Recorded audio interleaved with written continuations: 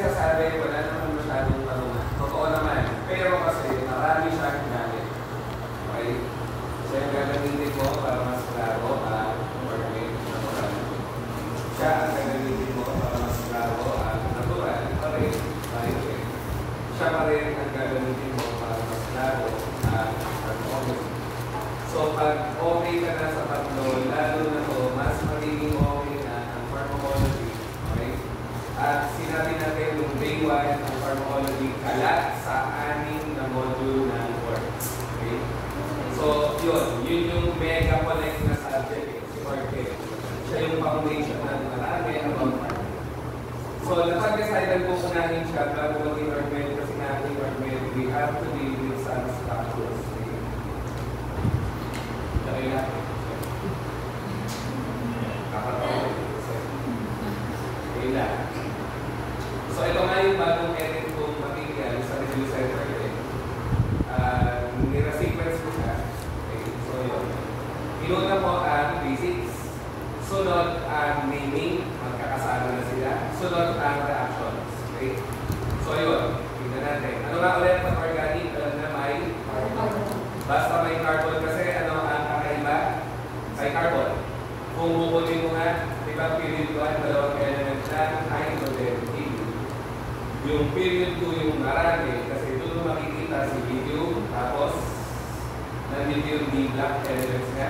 Nandito si boron, nandito si carbon, nandito si nitrogen, si oxygen, tapos si halogen. Okay? So, group 1, wala yung 2, sorry. Mag-issue muna pala. Mag-issue. Group 2A pa eh, diba? Group 1A, Group 2A, Group 3. So, boron, carbon, nitrogen, oxygen, chlorine, at neon. So, nandito nga si carbon. Kung titingnan maigi ang period 2 at pinagdugtong mo nga sila, nasa si carbon? Nasa gitna. Ayan na nga. Ang tanda ko nga, hindi kayo talaga sa akin ng Jorge, kayo sa Poland. At online nga yun. At i-review lang natin ng bio. Okay? Kaya ayaw ko siya i-recording ulit. So, andito si carbon. Kita. Ano nga ang alam natin sa trend na electronegativity? Galing sa kaliwa, papuntang kanan, tumataas. Kaya ka most electronegativity. And then, si carbon nasaan? Nasa gitna. Kaya hindi mo sure kung tatanggap siya ng electron or kagaya pa siya ng mga metals na hindi matagaw sa electron. Kasi pag metal na, mababa ang tendency to attract or gain electrons. So, mas madali para sa kanila mag-wave ng electrons. Mas madali para sa kanila maging positive. Kasi nga, sa neutral state nila, ganyan sila. Pag nawala ng electron, magiging katayon. Si carbon, hindi mo nga sure. Hindi rin niya sure ang gagawin niya. Okay? Kaya komplikado ang buhay ni carbon, komplikado ang chemistry ni carbon. At ano pa nga ang kakaiba kay carbon? Komplikado na nga ang buhay, lalo pag pinapakomplikado. Bakit nga? Kasi malandi. Malandi. Pwede siya kumabit sa kahit anong sabi ko na malandi ang yata. Pwede siya kumabit kasi sa metal. Pwede siya kumabit sa metal. Pwede siya kumabit sa metal. Kahit anong metal. Okay? Kung bihira sa carbon, hindi rin tinatanong pwede kalimutan. Pero ito yung hindi pwede kalimutan. Maraming ng metal kaya niyang kamitan. Pwede siya kumabit kay sulfur, pwede siya kumabit kay oxygen, at kay nitrogen. Yan na nga ang mga common na elements na nakikita sa organic compounds na nasa biomolecules. Sulfur, oxygen, and nitrogen. Okay? Ay common sa biomolecules. Tapos sa synthetic naman, lalo na mga gamot, may halogen pa. Okay? And to some extent, makakakita ka rin ng phosphorus. Bakit nga? May phosphate. Diba? Adenosine triphosphate. So may phosphorus. Okay? So, yun. Yung story ni carbon. Kaya niya kumabit sa lahat. At kaya rin niya kumabit sa sarili. So, ang landi, okay, sarili, pinapatula sa tungan. So, kaya very complicated ang chemistry niya. Yun nga lang, grade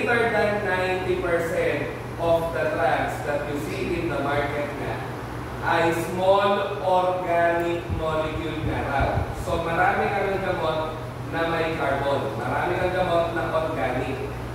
Bakit nga? Kasi pag organic, as you have seen sa title kanina, may, ano nga? May structures. Eh ano ngayon kung may structures? Automatic nagkakaroon ng shape. At kung may shape, may specific shape, malamang may specific target na kakabitan. Kaya sila mas safe gamitin, mga may carbon. Sana graduate na tayo sa notion na kapag organic ay natural lang. Hindi nga. Basta may carbon, organic. Hindi natural lang. Okay? Trillion pesos kung last po sila. So lahat nga ng kakaiba may carbon, tinanggol lang naman. Next day ko lang. So, hindi ka sure kung tatanggap o mawala siya ng electron kasi nasa gitna. Kaya niyang kumabit sa sarili, kaya rin niya kumabit sa iba. Kaya rin niya kumabit sa iba. Yun. So, ano ang mga covalency rules na tinatawag? Bonding rules, no? So, sino yung mga atom na kumbaga, pag sinama mo kay carbon, eh dapat isa lang ang bond. Hydrogen at halogen. Hydrogen at halogen. Hydrogen at halogen. So, yan ay organic, yan ay organic, yan ay organic, yan ay organic, yan ay organic. Basta, isang man lang sila. Hydrogen, halogen. Okay? So, yun. Sino yung kaya magdalawa? Oxygen and sulfur. Si oxygen nga, nakikita natin, nakakabit kay hydrogen, nagiging tubig. Patunay ngayon na dalawa ang kaya niya ikabit para maging neutral. Okay, para maging stable na lang, para sa dalibigay. Kailangan masunod ang mga band numbers para sila, mga atom na nakikita, ay stable. So, for oxygen, dalawa. Sino pa yung kaya magdalawa? Si sulfur na. Si sulfur na. Okay? So, ganun lang. Pag ginawa mo itong carbon attachment, sana familiar ka. Pag sinabing R, usually carbon attachment. Pero ang real meaning nga niya sa libro ay ND. Okay? May exceptions nga lang na hindi yan pwede maging hydrogen. Mamaya na lang. Okay? Kasi pag sinabi mong anything, pwedeng hydrogen, pwedeng carbon, pwedeng etc. Pero ang sinasabi ko nga, may konting exceptions na hindi pwede si hydrogen. Mamaya may kita natin. So yun. So organic na kagad yan. Ito rin, palitan mo yung isang hydrogen ng carbon or any carbon attachment, organic na kagad yun. Okay? And keep in mind, any carbon attachment na ang usual na ibig sabihin. So pwede nga yan, isang carbon lang, pwedeng dalawa, pwedeng tatlo, pwedeng 100, pwedeng 1 million, pwedeng 1,000. No exaggerations, kung ano talaga ng gano'n ang organic compound. So sino yung kaya magtatlo? Nasa inorganic chem din, di ba? Ammonia na mapanghe. Tama? So, ang nitrogen nga kasi kaya magtatlo. Ang nakapit. Palitan mo yung isa ng carbon, ayos na. Dito kung class.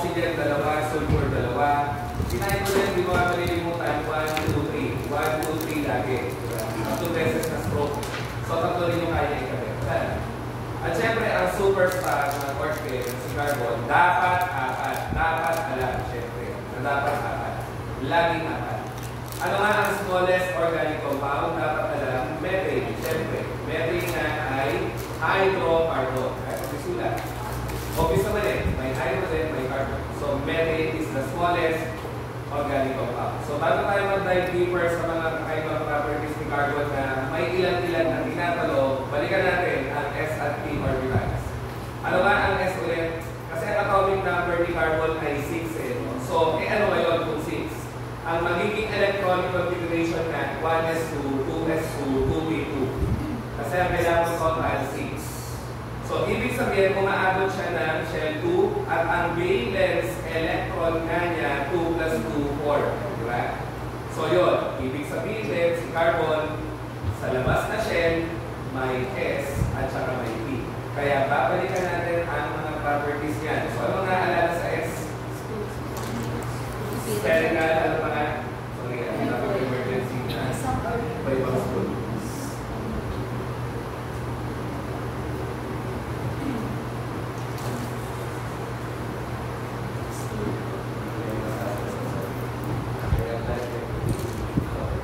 So, ano yung S? Spherical. Tapos, pag S, tandaan, stable.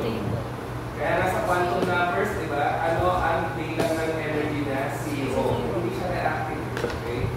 So, meron kang S sa shell 1, meron kang S sa shell 2. Ano lang ang pinagkaiba ng dalawa? Yung 1 mas maliit, yung 2 mas malaki kasi may node. May label ko, ayun, 2S lang. Yan daw yung 2S. So, ano yung node ulit? Region within an orbital. Bahagi siya ng orbital. Where the probability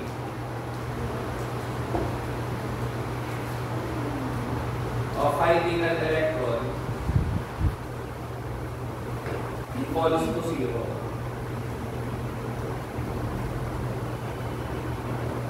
Yan yung makikita mo mismo sa tanong na MCQ or multiple choice question. Siyempre, yan din ang ituturo ng teacher sa review center. Lagyan mo lang ng summary. Ano lang ang essence o sinabi? Bahagi siya ng orbital na walang electron. Kasi, ibig sabihin lang yung node na nasa gitna, hindi ka, yan, yung nasa gitna, sinutusan din. Hindi ka makakita ng electrons dito. Laging nasa lateral part. At hindi mo nga rin malilimutan, nasa pangalan niya, no electron. Walang laman, electron. Yung node. Okay? So, yun. Oops. Walang laman na electron si node. Okay? Ngayon,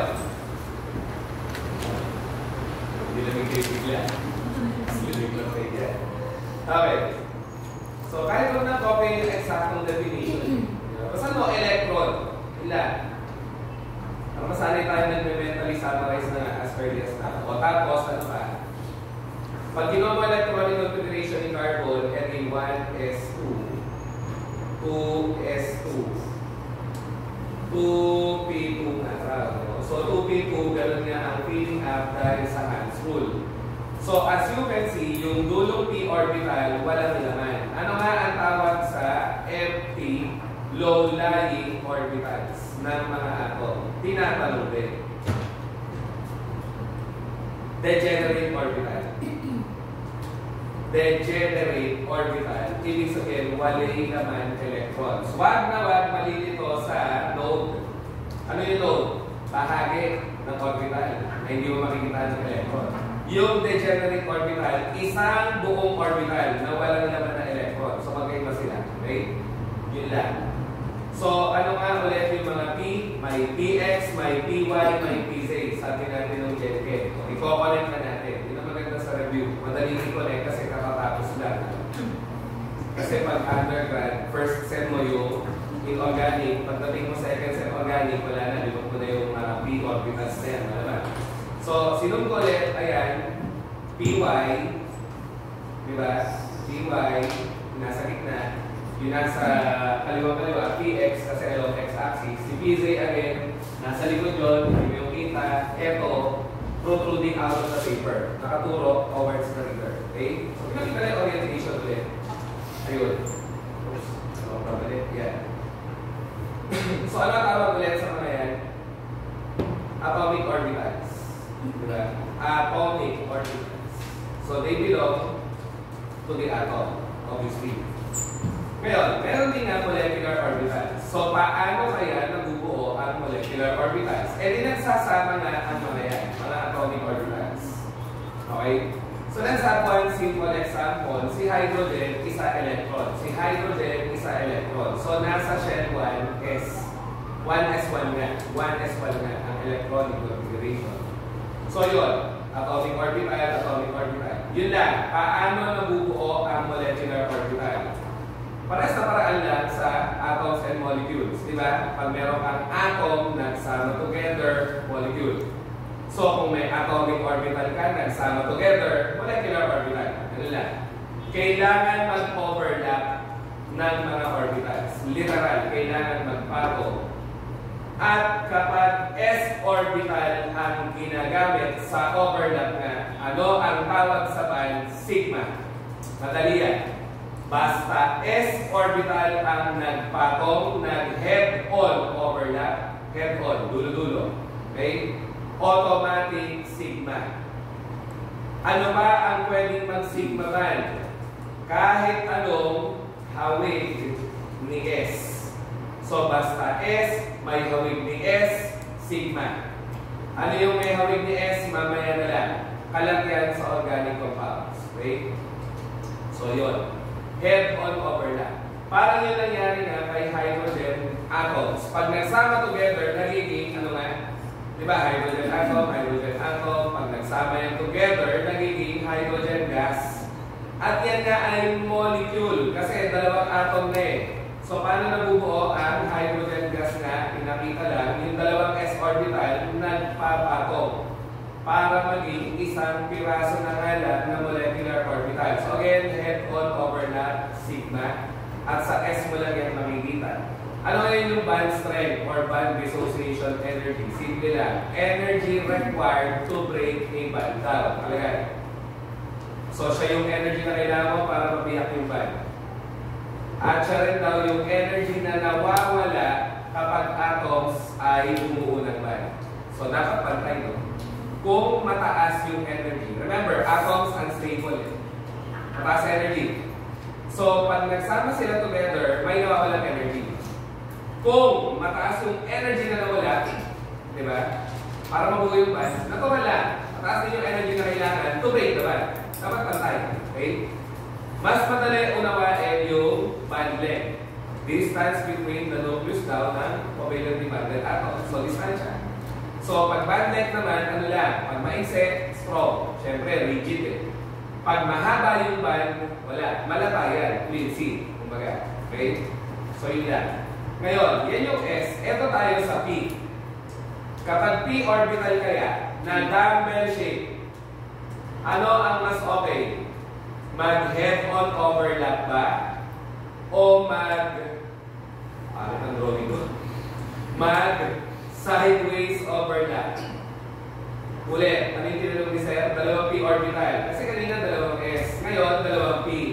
Kung dalawang P ang pagsasamahin natin together, mas okay ba yung dulo-dulo magsasama o buong katawan magsasama?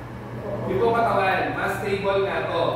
Yan nga yung tinatawag na sideways overlap. Nakalagay dyan. At basta sideways ang overlapping, ano tawag sa band? Lagi tinatanong, pi band. At hindi ka rin mamamali. Si P orbital dumbbell shape. Okay? Pag nag-sideways overlap na, ang tawag sa covalent band, pi band. So, basta P, pi. Basta suman pakinggan, pero yun talaga. Basta P orbital ang nag-overlap, pi. Basta S, so basta. Ang nagkakasigo. Kaninong P pa yung pinag-usapan ko? Pero kala ko PIE, sorry. Ah, sorry. PIE. Doon din papunta yun. Oy, ay palas ng pero hindi siya masabi. Joke lang. Si Enrico, virgin yung tenga. Napopollute yung utak namin. Pi, walang iha. Pi yung pinakain. Okay, yung PI yung pinakain. Yung PI kasi yung pi symbol. Sila. Then, ito talaga may iwasan yan. Natulog eh. Okay? So, ilang tatandaan? Basta S o may hawig sa S, ano ulit? Pangatlo na, sigma. Basta P? Okay. So, ayun. Kaya nga, stable. Mababa energy. Di ba? Mababa energy. Stable yan pag nag-5-5. So, eto tayo sa storya ng shell 2 ni carbon. Nagha-hybridize nga ang S at P. Yun. Remember, ang shell 2, S, tatlong P. Ano meron kay carbon? May dalawang electron sa S, may isa nga doon, may isa nga doon. Yung dulo nga, walang laman. Degenerate. Okay? Kasi in reality, pag inisip mo si carbon, okay, may electron pair pala siya dahil dalawa sa S. Tapos may isang electron pala doon at may isang electron doon. So in theory, ang kaya lang niya talaga ikabit, isa, dalawa, tatlo. Ay, okay. Tatlo lang ang kaya. So bakit nag-aapat? Ang sagot nga, nag-hybridize. Yung 1, 2, 3, 4 na orbitals niya sa shell 2. Ayun. So ano ang ibig sabihin ulit ng hybrid? Anak ka ng dalawang magkaibang parent. Offspring ka ng dalawang magkaibang species. So pag nagsama together si S at P, ano nagiging itsura ng anak nga? Ganun lagi. Ang pangit lang, sorry. May hawig ni S, may hawig ni P. Kaya tinawag na hybrid orbital. So ngayon, sa sp3 hybridization nga, ang nangyayari lang naman, yung isang S sumasama sa tatlong pirasong P. Hence the name sp3. Nagagastos yung lahat ng tatlong P orbital. Yun lang. Ilan ang ginastos natin sa hybridization lahat-lahat? 1, 2, 3, 4. Kaya dapat ang anak na hybrid, 4 din. Diba? So, nandiyan nga yan actually step by step ko lang. Yan yung 4 na orbital. Isang S, tatlong P. Pag nagsama-sama together, 4 na hybrid na. Na sp3. Anong ini-imply ngayon yan? Okay. Ano ulit yung S? Stable ba o hindi? Stable. Yung P? Hindi. Nag-dominate ng electron yan. Pansinin yung anak. Ano na siya? May hawig sa S. Pero may hawig din sa P. Ano ba notable na makikita using the image? Uy, magkakamukha na. Kanina, dalawa electron mo dito, isa dito, isa dito. Ito degenerate. So ito matakaw sa electron, stable eh. Pero ngayon, ito S, matakaw sa electron, stable. Pero ngayon, magkakamukha na sila, ano kaya ang mangyayari? Di syempre, magkakamukha na tayo, wala nang makakalamang, pantay-pantay na tayo ng electron. Kaya si carbon nag-aapat. Yun yung sagot talaga. Bakit siya kaya mag-apat? Kahit in theory, ang kaya lang niya talaga ay 3. So doon nga mabubuo yung 4 single bonds, okay, sa sp3. So yan ay considering 1 carbon. Let us consider 2 carbon atoms mamaya. Pero bago yun nga. Remember, may electron, may electron, may electron, may electron. Like charges ay ano nga ginagawa? Attract or repel each other.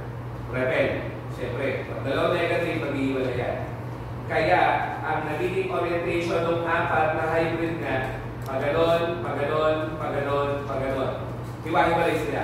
3-dimensional po yan. Ang pangit sila mag-drawing. Pataas ko, ito ay nasa likod, ito ay medyo paharap, ito ay medyo patalikod. So, para siyang tripod. Okay? Maghiwa-hiwalay kasi yung mga electron na laman ng sp3. Kaya ako rin kinilyan, ang tanong nga na fundamental yung bond angle. Oo, fundamental yan. Bakit? Kasi si sp3 nga, bale, pag nakita mo yan sa carbon, sigurado ka ang carbon mo stable.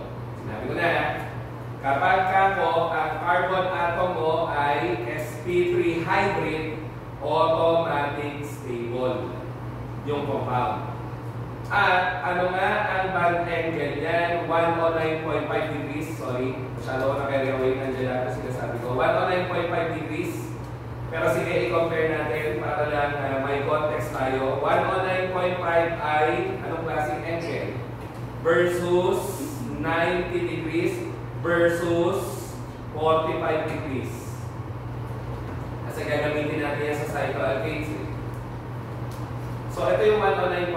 Ano siya? Ano yung 90 muna?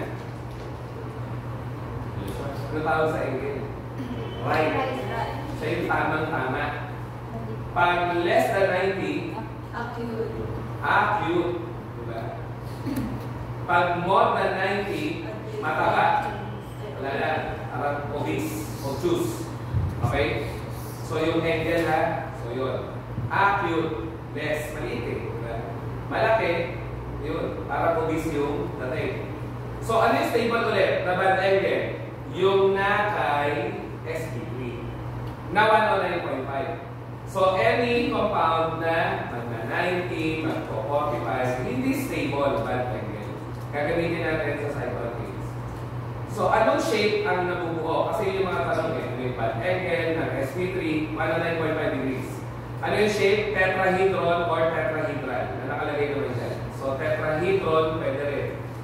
Tetrahedron or tetrahedral. Okay? So, yun. Kapag dalawang carbon na ang pino-consider mo, yan na nga ay ethane.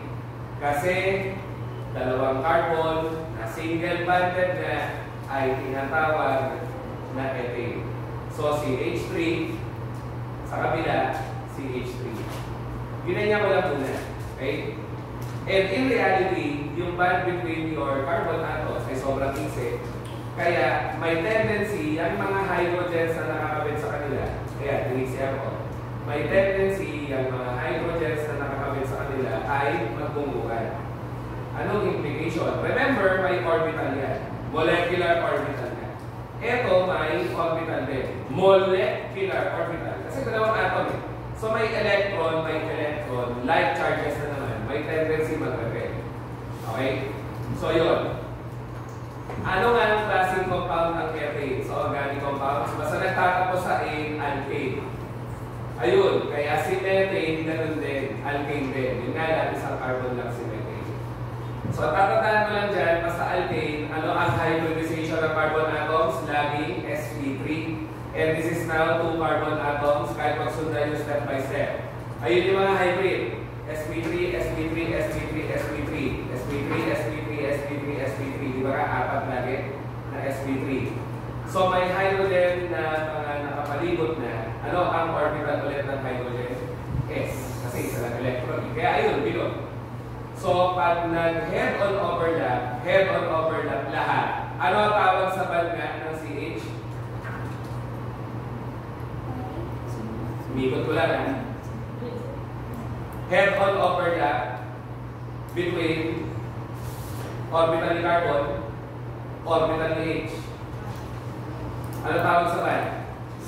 Sigma. Bakit? Ano orbital ni H? Tsaka isang hint, sabi ko nga head-on overlap. Ano orbital ni H? S. Ano orbital ni carbon? Ano ba yung dilaw? Hybrid. Ano yung hybrid ulit? May hybrid ulit. Dilaw ko talaga. Na may hawing nga sa S. Kaya sigma. Kasi ano yung nagpatong? S at may hawing sa S. Ayun, kaya pala inuulit-ulit kanina. Pag may hawig sa S, sigma. Kasi nga, pag may hawig sa S, sigma pa rin. Okay? Hindi na mahalagay sa CH eh. Kasi mahalaga. Anong orbital ulit yun? Yun, yung binilugan ko ngayon na. Ito. Orbital ha? Orbital. sp3. Diba? Ano yung kabila? sp3. So, parang may hawig sa S. Kaya ano ang band na mabubuo pag nag-overlap? Sigma pa rin. Kasi parang may hawig sa S. Okay? So, yun. At, ano nga ang tatandaan, pinakatatandaan yung band? Actually, yun yun. Yung sigma. Yung sigma. Okay? Sigma sa nakikita sa sp3. Nag-overlap. Sigma lang. Mamaya sasama kayo sa kanya. Moving on tayo sa pangalawang type ng hybridization, sp2. So, as the name imply, ano ang sinasabi? Si Shell 2 may S at P, na ginawa na natin ulit kanina. Dalawa electron, isa, wale. Degenerate nga. So, ano meron sa sp2? As the name imply, dalawang P orbital lang ang magagastos sa hybridization. So, yung isang S sasama sa dalawang P. Kahit mag-copy. Ang punto ngayon, ilan ang ginastos mo sa hybridization? 3. So, ilang hybrid ang mabubuo? 3. Na ang pangalan na nga, sp2. Bakit? Kasi dalawa lang ang P na sinama mo sa S. Hindi kagaya kanina, 3 P, sinama mo sa S. At magiging kapansin-pansin, uy, merong hindi nagastos na p orbital. Ang tawag mo nga unhybridized. Hindi nagastos sa hybridization eh. So unhybridized p orbital. Okay? So yun. Yang tatlong pirasong sp2 hybrid, kulay dilaw ulit, na may hawig pa rin sa S at may hawig sa p mamaya. Yung p orbital na dumbbell shape dahil hindi nagastos sa hybridization, mararating yung itsura. Kaya tingnan natin ang itsura ng carbon na naka-sp2. Yan na nga. Isa, dalawa, tatlo ang hybrid orbitals. Isang p orbital na hindi nagastos sa hybridization. So ano ang mga tinatanong pa rin? Yung bond angle between the hybrid orbitals. So pag tinignan mo sa top view, mas kita mo nga 120. 120 ah. Ano kanina ulit sa sp3? 109.5 degrees. Dito 120. Okay? Anong shape ang nabubuo? Mukha nga siyang triangle na flat. So trigonal planar. Trigonal. Parang triangle. Planar means flat. Okay? So yun. Pag kinonsider mo na dalawang carbon, ganyan na ang magiging itsura. Yan. Dalawang carbon na yan. So, sp2, sp2, sp2, sp2, sp2, sp2. May ano nga ulit, hindi nagagastos na p dun sa kabilang carbon, ganun din. May isa ring carbon, may isang orbital na p na hindi nagastos. So, kapag dalawang sp2 hybridized carbon ka na, asahan mo na na magdo-double bond yan, Mati. Yun yung essence niyan. Na yung isang band ay gawa sa hybrid orbitals na nag-head-on overlap. Inulit ko pa, head-on overlap. At ano yung hybrid orbital ulit? sp2. So, parehas may hawig sa S. So, kung parehas may hawig sa S, anong band yun? Sigma. Okay? So, ano yung pangalawa? Ito yun. Binasa letter D. Kung hindi na-capture, kasi nga medyo mahirap ang orbital diagram. Yung una, sigma. Okay? Hindi nga nakashow yung P muna para hindi nakakalito. Ngayon, ito na yung sigma. Kaya pinakita na niya yung mga P orbital na nagpato. May label pala. Diba? Magpapaiban nga siya. Bakit? P orbital yun. Ano sabi natin kanina? Basta P, basta P orbital, matik paiban. Basta P orbital, magsa-sideways overlap kasi. Kaya paiban. And for simplicity nga, pag nire-review yan, ganun lang talaga ang makikita mo. Dalawang carbon na double bonded, isang sigma, isang pi. Kahit magkapalit, walang problema. Basta ang kailangan mo, pag double bonded, isang sigma, isang pi lagi yan. Okay? So, ano nga ang tawag sa mga hydrocarbon na double bonded na nga? We call them alkenes. Diba? Alkene. So, alkane, single bond, alkene, double bond.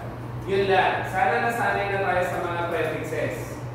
Pag met na, ilang carbon? Okay tayo dyan. Pag met, ilang carbon? Isa. Pag et, dalawa. Kaya nga methane, ilan ang carbon? Isa. Pag sinabing ethane, ilan ang carbon? Dalawa. Pag sinabing ethene, ilan ang carbon? Ethene. Dalawa pa rin. Et means 2 eh. Pag sinabing ethyne, ilan ang carbon? Dalawa pa rin. Laging doon nakabase yan yung mga prefixes ng kahit anong pangalan ng organic compound. O ano pa? Pag sinabing pro, tatlo. Diba? Propane, propanoic acid, valproic acid na gamot, so may pro, so may tatlong carbon siya, may sulat. Yung lighter fluid, ano pangalan? Butane, so 4 ang carbon. Pag PET, nilagay ko na, sige na. Butane, ano pa? Sikat, hex. Parang hexane, hexene, hexyl, lahat yan, 6 carbon. So, hindi yan applicable sa alkanes lang ha. Again, sa alkane pala, dapat diniscuss ko na pala kanina. So, yun. Ano pa? Pag-hep, pag-ok, okta nga eh, diba? Pag-nona, pag-ten, Dekada. Pag 11, 1 plus deka. Kaya nga undecade. Di ba? O tapos ano yung nasa foot powder, antipunggal? Uy, wala nakakaalam. So wala may athlete's foot. Para, di ba? Pwede mo makita sa butin ka, sa glossary. Try nyo yung fissile at saka yung foot powder ko na kulay pink. Basta makikita mo doon nakalagay anthocyaninic. Anthocyaninic acid. May hit ka kagad, uy, 1 plus deka, 11 carbons ang meron. At tinatanong sa ointment, ilan ang carbon ng antifungal na si anthocyaninic acid. So hindi siya talaga ointment pag inisip mo eh. It's knowing your ointment. Ointment nga ang ugat ng lahat na mahirap na subject. Pag naintindihan mo yung ugat, somehow dadali ang mahirap na mga micro, myochem, ointment, ecol, etc. So yun, 1 plus deka. No? Tapos, pag 12 or 12, ganun lang. Dodec. Di ba? So kung alkane yan, dodecade. Kasi nga, 2 plus deka. So hanggang doon na may mahalaga. Okay? Yun lang, isisingit ko lang. May makikita kang alkane, ang pangalan icosane. Saan kinuha yung ico? Minsan ganun pa spelling. Walang E, icosane. Ano sabi ng biochem teacher nyo nga? Icosi kasi ay Greek term na ibig sabihin 20. Okay, 20. Kaya pag sinabing icosane na gano'n o icosane na gano'n na walang letter E, 20 na ang carbons. Okay? So yan na. Kung alam mo yan, madali mag-name ng mga organic compounds. Kasi dyan lang iikot lahat. Okay? Nakikita mo yan eh. Methamphetamine. Meth. Diba? Shabu. Sorry. Ethyl alcohol. Isopropyl alcohol. Butyl alcohol. Diba? Salbutamol. Benzolene. May butyl. Diba? Yun lang. Nakikita mo siya, hindi mo lang halata. Yan ang organic compounds. Okay? So yun. Hindi mo lang masyado halata kasi hindi naman diba, pinukpok sa atin, no? Ang organic ay may connected sa pharma. So, ang ethyl nga, bale, 2 carbon na double bonded. So, tingnan natin. Ayan na nga. Although nakita na pala natin. So, inuna lang niya yung sigma band, sinunod niya yung pi band, at nung magkakasama na together, ayun. Okay? May isang sigma nga at may isang naka-cyclic overlap na pi band. Okay? So, again, pag ganyan ang structure, anong hybridization nun? O, nalito na. Anong hybridization? Alam natin, sigma pi. Sige na. Anong hybridization? sp2, double banded eh. Basta sp2, double banded. So, ito, ano hybridization? sp2 pa rin. Pag ganyan, ano to? sp3. Pag ganito, sp3. Okay. Last but not the least sa type ng hybridization, madali-dali, ST. S at P lang. So, dalawa lang na gastos. So, ito yung shell 2 pa rin na S. Ito ngayon yung tatlong P ulit. Niredraw ko lang ng niredraw. So, alam natin, dalawang electron. Alam natin, yung isa degenerate. So, mangyayari lang, itong S sasama sa degenerate. So, ilan ang magagastos as expected? Dalawa lang. Isang S, isang P. Kaya ganoon ang pangalan. SP lang. Walang 2, walang 3. Kasi isa lang yung P. At dahil hybrid pa rin po ang makubuo, kasi alam mo na, may kawig pa rin sa S, may kawig pa rin sa P. Yun nga lang, 2 piraso lang sila. At magiging kapansin-pansin na meron ka ngayong 2 P orbital na hindi nagastos sa hybridization, di ba? Ayun. May electron ganyan, may electron ganyan, wala na to, na-hybridize na eh, di ba? So, ilan ngayon ang unpaired electron? 4 na naman. So, ibig sabihin, 4 na naman ang kaya ikabit ng carbon na yan. So, ano ang magiging band angle kaya? Kung 2 orbital lang yan, di ba?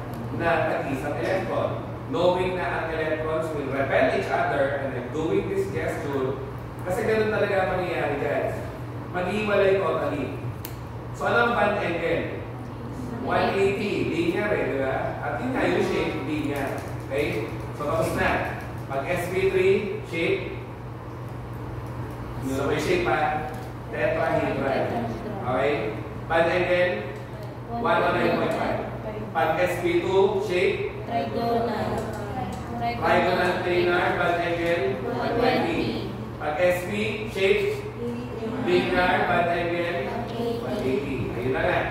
180 sa dalawang sp. Okay? Pinakita lang po yung unhybridized P na dalawang piraso. So, nakalagay naman linear 180. So, kapag ang hydrocarbon mo triple bonded na, ang tawag na nga ay, ano nga ulit? Alkyne. Ayan na nga, alkyne. Ang ethyne ay alkyne na malamang dalawang carbon. At for simplicity muna, pag nakakakita ka ng triple bonded carbon, lagi kang ganyan.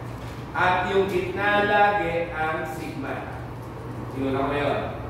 O, tanggalin ko yung mga 5 bond. Sigma. Linear na, di ba, yung SP? Sinagot natin kanina. So, SP, SP, SP, SP. So, may head-on overlap ng SP. Pag head-on overlap, sigma. At ano pa? May hawig sa S ang SP. May hawig sa S ang SP. Parehas may hawig sa S. So anong band mabubuo? Sigma.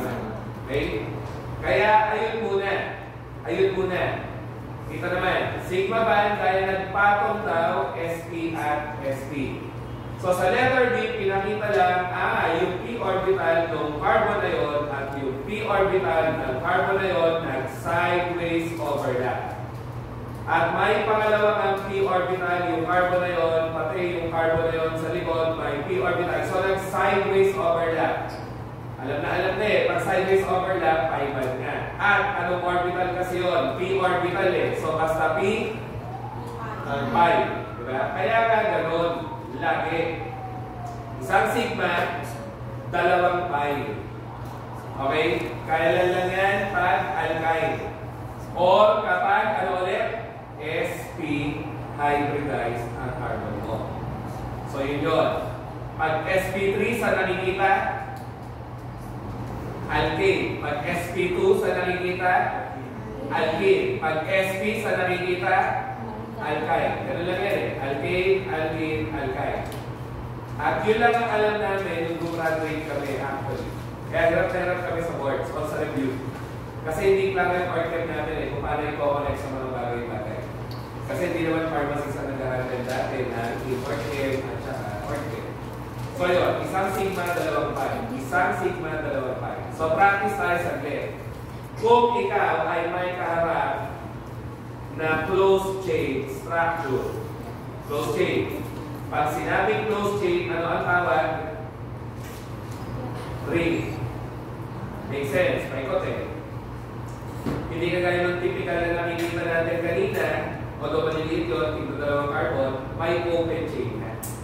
So, may open chain, may closed chain. Ngayon, lagyan mo lang ng gano'n, lagyan mo ng gano'n, lagyan mo ng gano'n, tapos, una ko lang ng H, para lang masatisfy yung apat-dapat.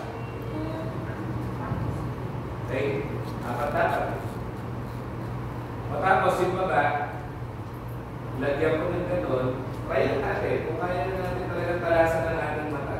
Kasi si Orchid ang laban dyan, talasan ng mata talaga.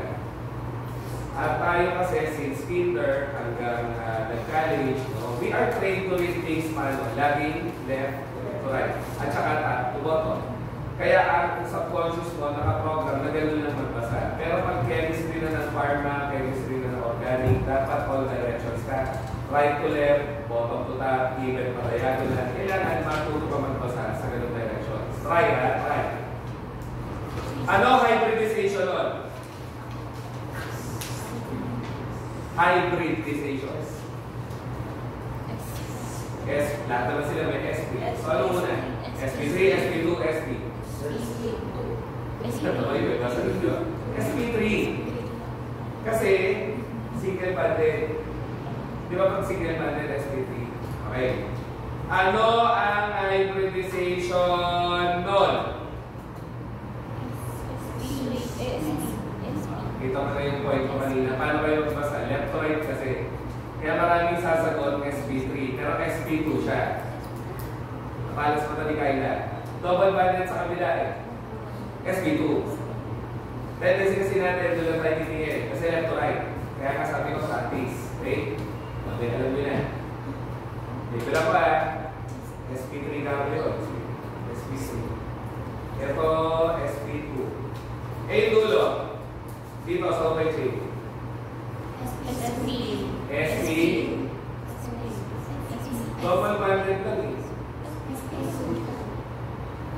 sp2. Yung katabi, sp2. Yung dulo, sp. Bakit? Triple bonded eh. Yung katabi, sp. Okay. So, dito tayo. Yung baba, sp2. Etong katabi, sp2. Etong katabi, sp2. Eto, may sp na lang tayo. Hindi nyo malalaman kung tama o may sp. Lahat sila may sp. Ano to? sp2. Eto, sp2. 2. Double bonded pa rin. So, lahat sp2 dito sa tuktok. Okay? So, anong band ulit to? Sigma. Ano yung baba bonded dapat? Pi. Pag triple bonded, ano to? Sigma. Sigma. At yung baba? Pi. Okay? So, eto, sigma. Ano yung loob? Pi. Ganun lang. Kung eto naman, anong band yan? Band. Dalawa na. Sigma pi lang. Sigma. Bakit? Isa lang eh. Basta isa lang, sigma. O, ito pa isa. Ano to? Sigma pa rin. Masasanay din. So, yun ang pinaka-summary mo. Yun ang pinaka-summary mo. Isa pa. Yun ang pinaka-summary mo. Basta isa lang, no choice, sigma. Basta dalawa, isang sigma, isang pi. Basta tatlo, isang sigma sa gitna, dalawang pi. Okay? Sa baba at taas. Saan ulit gawa ang pi? Saan orbital gawa yung pi? P. Basta P, pi. Diba? O, bakit ko inulit yun? Husgahan natin yung tatlo. Sino mas reactive o pinaka-reactive? Una, pangalawa, pangatlo. Ang tanong ni Sir, most reactive na hydrocarbon. Tinatanong ka rin. Ano nyo lang, basta most. Mahilig sila sa ganyan. Most reactive daw na hydrocarbon. Alkane, alkane, alkyne. Alkyne. Bakit alkyne? Tama. Dalawang pi-band. Eh ano ngayon kung dalawang pi-band? Marami siyang p orbital na madali nakaka-donate ng electrons. Kasi di ba, ano nga yung gitna ulit? Sigma. Saan gawa ang sigma band sa alkyne? sp, sp. Nagkalituhan na yata. Di ba pag triple banded, ano hybridization? sp. So ito, sp. Ang punto, may hawig sa S, may hawig sa S, and stable. May hawig sa S eh. Ang P ba may hawig sa S? So hindi siya stable. So the more P orbitals na meron ka, mas reactive ka. Ang alkene, isang sigma. Saan gawa ang sigma? sp2, sp2 na may hawig pa rin sa S. So stable. So yung pi band na naman, pp. Kaya p orbital yan, madali yan madodonate sa iba. Di ba? Madali yan madodonate sa iba. Sino nga ang pinaka hindi reactive? Behave na behave. Ito nga, alkane. Kasi nga, ano ulit? sp3 yun, sp3 lang yun. Wala siyang p, wala siyang pi. Dahil wala siyang pi, puro hawig sa S ang meron siya. At iulit-ulit na natin kanina, basta S, stable. Yun po yun. Okay? So sana natututo na tayo mag-board care. Finally. Kasi dati umiikot dyan ng concepts. Anyways, ang lagi ko sinasabi sa review, malimutan mo na lahat. Huwag lang ang iyong functional groups. Diyan lagi forever may tinatanong. Kasi lahat yan ginagamit natin sa 3 taon natin ng academics ng pharma, hindi mo lang nahalata yata. So ano nga to?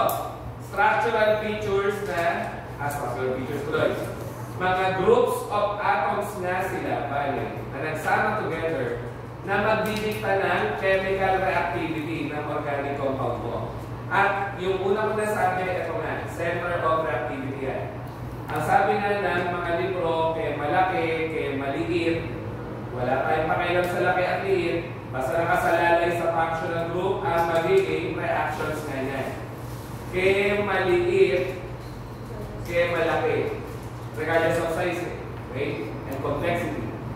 At ang pinakamahalaga na, siya ang basis sa pagkaklasify ng ating organic compounds. So, sino nga ito na may multiple bonds? Carbon-carbon multiple bonds. 3 root classification yan.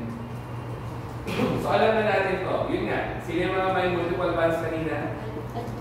Alkene, alkyne. Diba?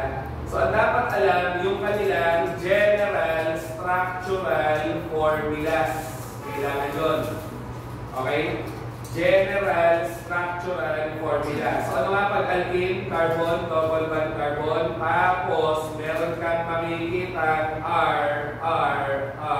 Kasi dapat apat. Okay? Yun lang. R means, ano ulit? Any. Ano? Pwede mo ba gawin hydrogen? Pwede. Bakit? Kasi po, pag ginawa kong hydrogen lahat yan, para mas makita ng lahat, alasan nga ng mata ang laban. Pag ginawa kong hydrogen lahat yan, organic pa rin ba? Yes. Kasi may carbon. Basta may carbon, organic eh. Di ba? So, pwede maging hydrogen ang R group ko dyan sa alkenes. Ganon din sa alkyne. Okay? So, yan, alkyne. Triple bonded nga. So, pwedeng hydrogen yon, pwedeng carbon. Okay? And the possibilities are endless talaga. What do I mean? Kung R lahat yan, hindi mo masasabi. Pwedeng hydrogen yon, tapos ito hindi. Pwedeng isang carbon to, pwedeng 500, 1,000. Not exaggerating. Pwedeng 10 carbon yon, pwedeng 3 carbon yon. Basta may double bond alkene. Ganon din sa baba. Alkyne. Pwedeng hydrogen yan, pwedeng hindi. So, bakit ulit pwede maging hydrogen? Pag inisip mo, kasi may carbon pa rin sa gitna. Organic pa rin siya. Okay? Yung number 3 nga, ang tawag ay arenes.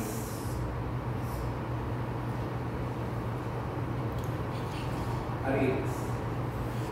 Arene.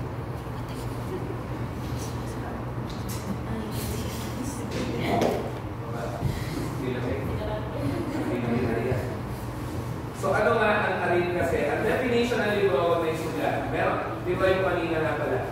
Meron pa daw 6-membered ring. Pag sinabing ring, sarado na.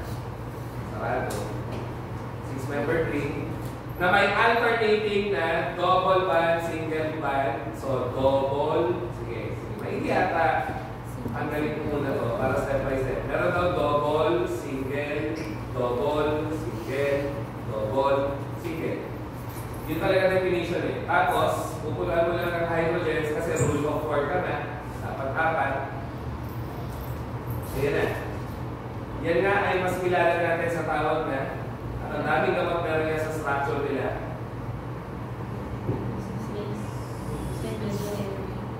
Benzene. Ano ang molecular formula? Kaya curious ako. Sino nabutan mo pag teacher? Hindi ako ano? Salamat. Ayun lang. Kasi na siya. So, ano ang molecular formula ng benzene? C6H6. Saan ko kinuha? Yan, structure.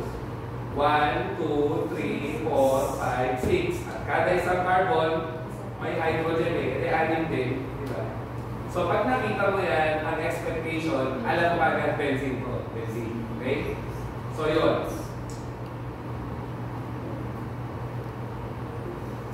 Maganda dito. Mas madali magbuka kaysa whiteboard. Tuntog lang. Magbuka na siya. Okay. So, bakit nga may R sa umpisa? Ano ang kakaibang property ni benzene?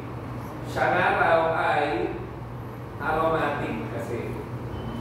So yes, sa English language, pag sinabing aromatic, ano mo na isip? Mabango. Sa chemistry, hindi mabango. Ano yung sabihin ng aromatic? Sa chemistry, una dapat cyclic. Pangalawa dapat flat.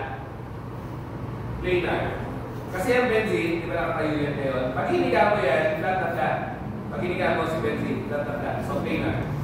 Tapos dapat conjugated. Sorry ano yung conjugated?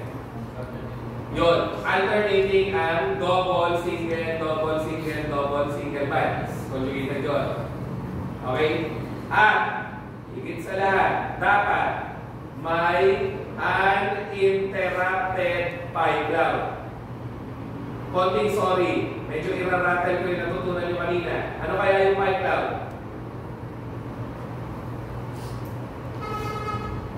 Ano yung pipe down?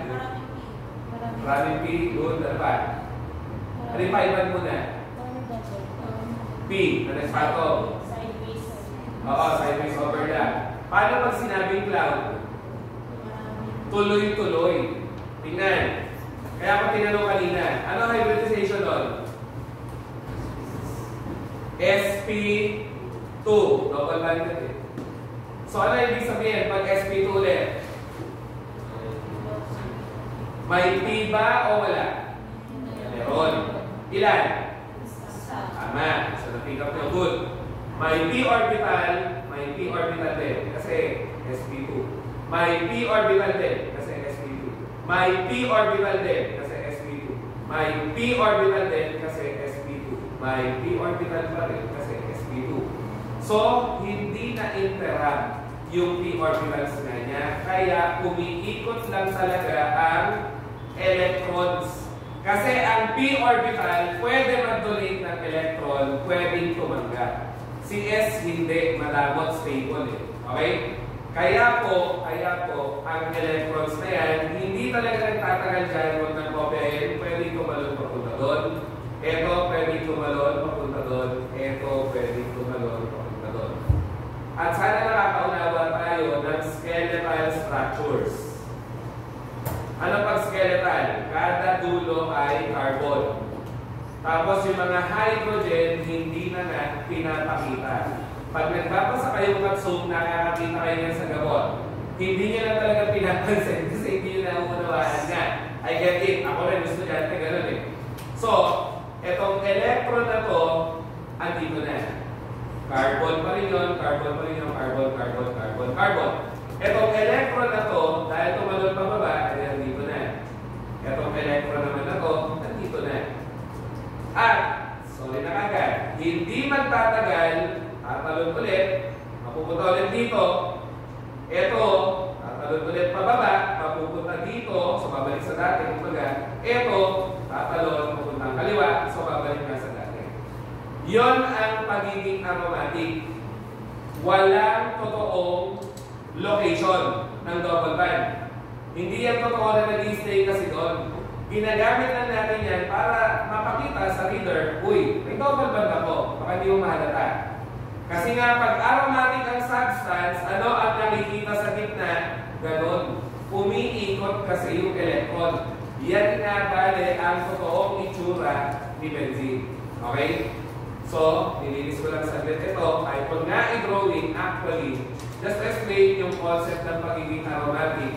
Pag aromatic sa OrgChem, capable of what phenomena na? Yan. Ano tawag sa phenomena na yan? Na nagsasayaw ang electron sa loob ng structure. So, pag aromatic, dapat closed chain, dapat flat, dapat conjugated, dapat uninterrupted pi cloud. At pag uninterrupted pi cloud, capable na yan ng electron delocalization. Is the keyword na tinatanong o pinapagamit sa biochem nga. O diba? Layo. Parang ang layo. Pero connected nga yan sa biochem. Saka na lang po. Electron delocalization. Ano ibig sabihin? Okay. Yung electron na yun, hindi siya localized lang. Hindi siya talaga nag-stay dito. Iikot siya. Yun yung ini-imply. Okay? At basta capable ng delocalization, ang tawag ng mga biological science books natin, biochemical, mababasa-basa mo yan, resonance. Sa analysis mo nga, makikita mo rin yan. Diba? So pag sinabing resonance, umiikot yung electron sa loob ng structure. Okay? Ayun. And final note, na marami rin gamit. Pag sinabing ang structure ay capable ng resonance, ano sa tingin mo? Stable o unstable? Stable o unstable? Ano basis ng reaction to this? Mga reaction lahat. Paano nagre-react ang substance? Gumagano na ako eh. Nagtatato ng electrons. Ano ginagawa ng benzene? Sinasarili yung electron. Gets mo na? Hindi siya madali pakadulin ng electron sa iba. Kaya lahat ng capable ng resonance, automatic stable. Anong pinaka-biologically active na biomolecule? Ano yung pinaka-mahalaga ng biomolecule sa katawan ng tao? Kasi ang daming function. Protein. Bakit stable ang protein? Ganun din. Capable of resonance. Yun kasi yung pinang-shock niyang tanong 2 board exams ago. May ORChem na ang biochem. Natural. Diba? Kaya pag pinabayaan mo si ORChem, ang tendency mo, manghuhula ka sa may hirap na tanong ni biochem nang walang basis. At syempre, pag naghula ka ng walang basis, malaki chance na you get the answer wrong. So sabi nga nila si benzene, may nirvana. Nirvana means peace of mind. Sana all, di ba? Hindi nga kasi siya basta-basta nagre-react. So yung mga gamot mo na may benzene, paano natin napag-react si benzene? Naglalagay ka na catalyst. Wala eh, hirap siya mag-react. So tulungan natin siya with a catalyst. Yun lang. So ang arin ba't nandyan? Kasi anong topic? Functional groups na may multiple bonds. Eh syempre, double bond. Diba? So multiple bond din siya. Okay? Ayun, kaya tinawag na arin. Dahil, conclusion, aromatic si benzene. Diba? Ito na tayo sa mga functional group na may carbon na nakakabit sa electronegative atom nga. Sino ulit ang mga sikat na electronegative atom sa ORChem? Laging yan. Laging dyan pinikot. Pati sa gamot, common mo nga yan makikita. Sa biomolecules nga lang, matatagdagan pa ng phosphorus. Kasi may phosphate, ATP. So, single bonded daw sa mga yan. Umpisahan natin sa hindi ganun ka-common sa biomolecules, pero sa common sa mga synthetic at mga gamot, alkyl halide yan. So, linisin ko na. Once again, ang uunawain natin maigi, general structural formulas.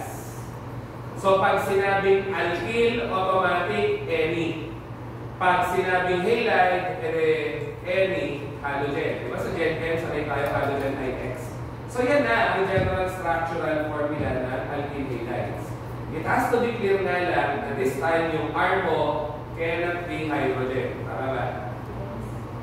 Hindi mo siya pwede gawing hydrogen. Kasi ang R na yan, pag ginawa mong hydrogen, wala na. Wala ng carbon. Hindi na yan organic. Tama? So sabi ko nga, may mga ilang exceptions na yung R, hindi pa pwede sa hydrogen. So ano ang mga common types ng alkyl halide? By the way, sinabi ko nga kanina, common yan sa synthetic compounds. Hindi yan pwede sa cell ng tao. Halogens ay toxic eh. Di ba? So yun. So ano ang mga types ng alkyl halide na magiging basis din mamaya ng number 2 na alcohols. So, ang pinakamaliit na alkyl halide nga ay ganyan. So, in case nagwa-wonder paano ko yung kinuha, 4 dapat.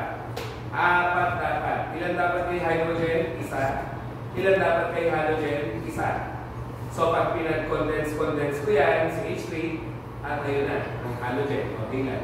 So, ano nga ang smallest alkyl halide? Methyl halide. Sana nakatapture na. Ano ulit pag met? Isa carbon. Ayun o, isa lang. Diba? So, methyl halide. O tapos, ito na. Sorry. Pag R, tapos CH2X, ano tawag? At paano mo yung kinuha? Kahit pag-copy, hindi meron akong dalawang hydrogen at halogen. Dapat kay carbon. Hydrogen, halogen, pag-isa. So, pag kinondense ko to, ayun na, CH2. So, R, CH2X. Okay? Yung kasunod, R, sana makita yung pattern, CHX, tapos may R ulit. And lastly, sana magkasya mamaya, R, may carbon, tapos may R, tapos may R, tapos may X. So, ano tawag sa una? So, ito solve na. Methyl halide. At bago tayo mag-proceed, sige na, kailangan pala. Yung carbon na nakakabit sa functional group, and for this case, halogen. Ano tawag dyan? Alpha carbon. Basta alpha carbon, carbon na diretso sa functional group. So, ito po, tatawagin ko rin alpha carbon. Ito rin, sa baba, tatawagin ko rin alpha carbon. Itong nasa kanan ko, tatawagin ko pa rin alpha carbon. Kasi mga nakakabit sila sa halogen. Yun. So, ano ang tawag sa unang example? Simple lang, primary alkyl halide. Yung kasunod, isa, dalawa, secondary. Yung dulo, isa, dalawa, tatlo, tertiary. Ganun lang kasimple. So, ano nga ang binibilang mo para makuha yung types ng alkyl halide? Yung beta carbon. Kasi kung alpha ito, ano yung kasunod? Beta. Tama? Kung alpha yun ang kasunod, beta. Kung alpha yun ang kasunod, beta. So, kung meron kang isang beta carbon, primary. Kung meron kang dalawang beta carbon, secondary. Kung meron kang isa, dalawa, tatlo, alam mo na, tertiary. Tatlo eh. Okay? Sige, copy mo na. So, ang basis ay beta carbon na.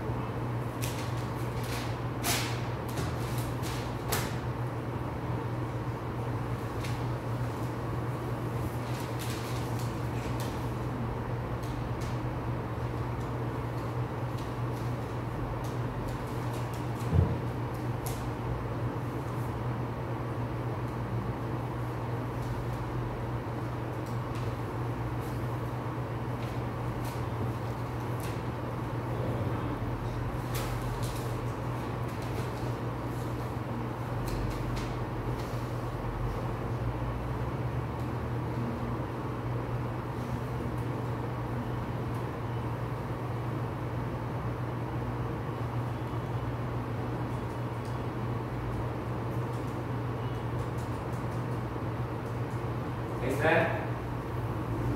Tuloy ko na. Kasi susunod ko nga dyan, alcohol. Alcohol. So, ano naman ang general structural formula ng alcohol? Ganun lang. Ganun lang. Kahit kung na ipakita yung bonds, nasanay lang ako o kami. Kasi mas intindido mo na may dalawang bond. Si oxygen dapat. So, OH sapat na. So, kung sa inorganic chem, basta may OH, ano ulit? Base. Sa orchem, basta may OH, acid. Alcohol. Alcohol. Nabangan ko lang ng konti. Ulit, pag inorganic, basta may OH base. Sa orchem, pag may OH, alcohol natin. Ha? So, yun. Ang alcohol mo nga ay anak ni, no? Anak ni tubig. Kasi tubig, HOH. Diba? So, derivatives nga sila ng water. Palitan mo nga lang yung isang H ng R, alcohol na. At, kaya ko nga tinutong yan kasi ganyan din ang basis sa types ng alcohol. Papalitan ko lang yung halogen na, siyempre, yung functional group na tayo, OH. So, ano natawag? Methyl alcohol. O kung gusto mo ng, ano kasi ito common name. Common name. Sa ORChem, may common name, may systematic name. Anong systematic name nga? Methanol. Paano kinuha? Madali lang naman. Ano pangalan ng alkane ulit na isa carbon? Methane. Ano ginawa ko? Tinanggal ko E, pinalitan ko ng ol. Kasi ano ang functional group? Ol. Yun yun. Methanol, ethanol, propanol, etc. Okay, sila. So, methanol is the smallest alcohol naman. So, kung gagawin ko itong OH, ano na yan? I-label naman primary alcohol. Isa pa. Pag primary alcohol, yung carbon mo na may alcohol, isa lang ang nakakabit. Kasi maraming iikot dyan sa mga higher courses. Primary alcohol at ano pa? Secondary alcohol. Maraming umiikot na konsepto dyan. Sobra. Okay? At sila mismo, marami rin laging tinatanong. So again, same basis po. Primary kasi isa lang ang beta-carbon. Okay? At tapos, secondary, kasi dalawa beta-carbon. So kung ito ay gagawin natin OH, ganoon lang din. Tertiary, alcohol na yan. Kasi tatlo ang beta-carbon. Okay? So yun. Kahit mag-copy, kung gusto may alkyl halide kanina, okay na yun. Kapalitan mo lang ng OH. So, I hope you don't mind, tinisip ko na. Sino ngayon ang pangalawang anak ng tubig? Palitan mo nga yung H na isa pa ng R at kinondense mo na, yan na nga ay ROR. Pag sinabing ROR, ether kagad. Ether. Pakitandaan at hold on to the thought. Marami tayong itatabi sa kanya mamaya na nakakalito sa common estudyante na 80-80 sa chemistry. Ako 80-80 sa chemistry. Oo, sa chemistry. Hindi na. Seryoso. Walang biro. Mamaya, pagtatabi natin yung commonly confusing terms. Okay?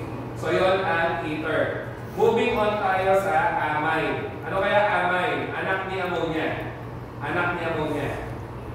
Ulit, anak ni ammonia. Ano ammonia? Yung mapanghe. Diba? Panginoon talaga eh. So, ano naging basis mo ulit sa unang dalawa? Para malaman yung primary, secondary, tertiary. Ano binibilang? Yung beta-carbon. Okay? Kasi pag amine, meron pa rin primary, secondary, tertiary. Pero hindi na natin ang basis. Pag amine kasi, pwede kang ganyan. Okay, basta yung hydrogen, tatandaan, pwedeng palitan ng carbon kasi. So yan ang unang type ng amine. R and H2. Kinondense ko lang o pinagsama yung dalawang hydrogen. Yan nga ay tatawagin ko primary amine. Okay? So alam mo na, nakikita rin natin yung pattern. Kasi pwede na maging dalawa, so magiging R2 and H. Dalawa na. So secondary na. Di ba? At natural, may H ka pa sa dulo, pwede palitan ng R ulit, edi R3N. Wala na pong hydrogen. Yan na lang ay tertiary. Diba? So, nireset ko sa primary yung ibabaw. Para makita lang. Ano ngayon ang binibilang natin sa amine? Para malaman kung primary, secondary, tertiary. Beta-carbon pa ba? Hindi na. Kasi ito ay carbon automatic. Carbon automatic. So, carbon na nakakabit sa functional group. Ano nga yan? Alpha carbon. Diba? Carbon nakakabit sa functional group, alpha. Naging R lang. Kasi hindi mo nga pwede gawin H. Pag ginawa mong H, ammonia na ulit yan eh. So, yun lang po. Ang binibilang mo sa amines na alpha carbon. So, pag isa lang ang alpha carbon, ayun na nga, primary. Pag dalawa na ang alpha carbon, edi secondary. Pag tatlo na ang alpha carbon, edi tertiary. Yun lang. Yun lang. What do I mean na yun lang? May makikita ka nga na ganyan. Ano tawag?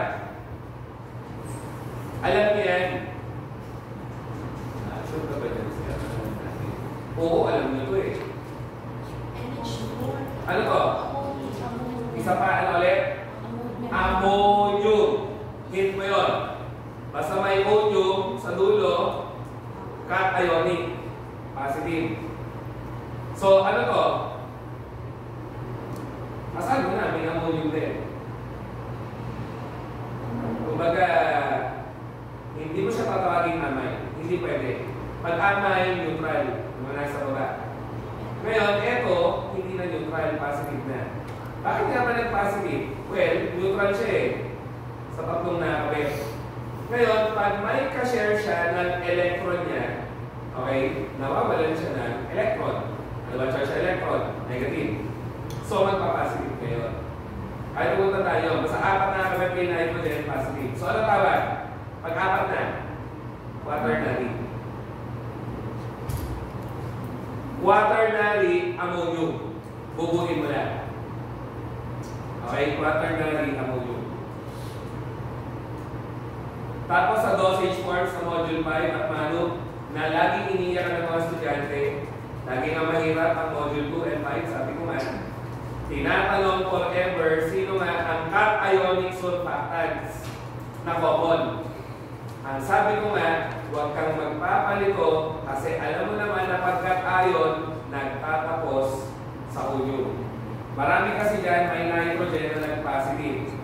At sino nga ang pinakasikat na cationic surfactant na makikita mo rin sa bagong mertiolate na panglinis after mani-pedi? Ano, titingnan nyo ba? At siya nga ay quaternary ammonium compound. Ano? O triple asterisk ka. Whatever nasa words. Kahit hindi mo alam yung full name eh. Benzalkonium chloride. Ano na mapansin? Ayun o, onium. Eh sabi ni sir, pag onium positive eh, dekat tayo ang at pagdating nyo sa mga topics na yan sa review center, ang marinig ko nga members niyan, benzalkonium chloride, benzethonium chloride, so may onium pa rin, cetylpyridinium chloride, so may ium pa rin, basta may ium positive, yun yun. At asahan mo na, cationic. Okay? Ayun. Buray ka rin baba. Buray ka rin baba. And halos 30 minutes na lang, break na ulit. 2 hours na pala yun. So, ano nga ang tawag din sa amay? Amino, syempre. So, pag sinabing amino, expect mo agad yung primary amay. Yun lang. Kasi yung pinaka-common na amino group. So, bakit ko nilista ulit sa kabila? Kasi pag sinabing nitro, yun na yun. Nitro, RNO2. Okay? So, may O.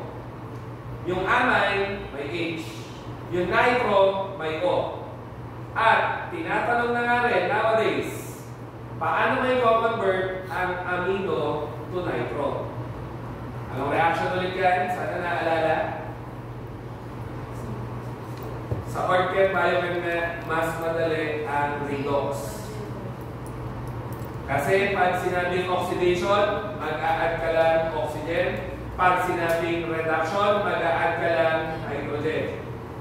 And the vice versa is true. What do you mean? Kung mag-a-add ka po ng oxygen, magre-remove ka hydrogen.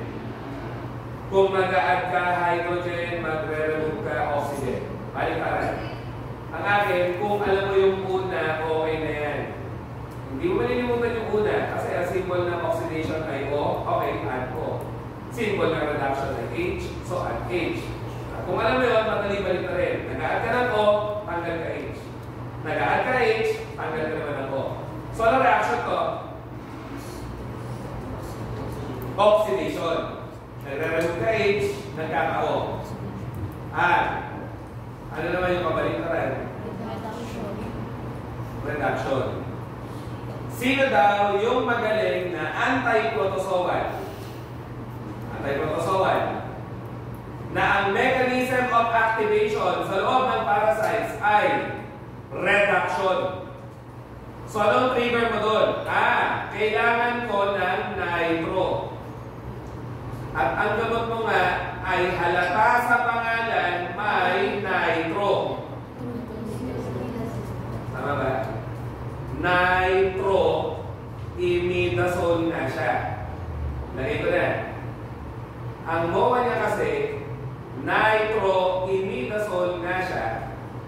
na yung nitro group niya nag-undergo ng reduction at pag na-reduce nga ang nitro niya, nagiging reactive substances na may amino. Nasisira ng cell ng protozoa. So, nasabi ni Micro para atypical 2, drug of choice na yan saan? Oo, sa summer, di na inabot yan sa typical 2. Metronidazole ay drug of choice saan? Beta. Ano yung beta? It's an acronym for protozoans. Ano yung B? Balantidium coli. Na common sa baboy. Okay? Ano yung T? Trichomonas vaginalis. Alam mo na kung saan siya natubo. Vaginalis nga eh.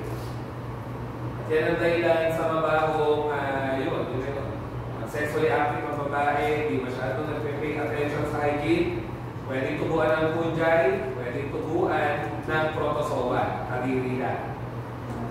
At ang comment na naman infectious disease specialist, hindi mapitna ang amoy. Oo. Sabi pa din sa doktor na teacher ko, amoy bleed. Bleed. Amoy bleed. Makasugat ilong sa bakit. Masakit sa ilong kasi. Iisip mo ba binibleed na yun? Masangsang eh. Sorry na. Kakakain nila. Sorry na. Ano yung A? Yung A nga lang yung sakit. Sakit yan eh. Hindi kagaya ng mga nauna causative agent. O tanong, sino causative agent doon? Ako lagot kayo kay Doc Mike. Entamoeba histolytica. Ang nagkakos ng amoebiasis. Pero sa sexy Filipino accent natin, amoebiasis. Diba? So yun. Ano yung G? Giardia.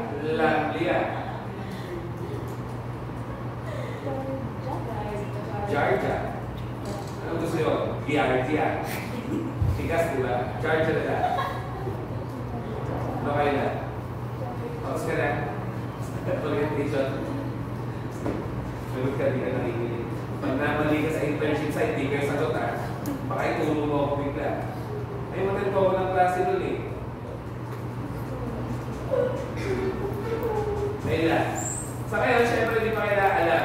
Ano lang, chinekan natin, no? Kung tanda pa o kung tandaanan. Metronidazole, marami protozoa tayo. So, yun. Nitro, nagiging amino, paano ulit? Nitro, nagiging amino, anong reaction? Tinanggal ko talaga yung formula? Reduction. Yung amine, pag nagiging nitro, di ka mamamali, amine, nagiging nitro, so oxidation. Okay? So yun, yan ay mga nitrogen-containing compounds. Alam na natin yung number 6 eh. Basta may sulfur, may tayo. Ayun na. Ions. Ions.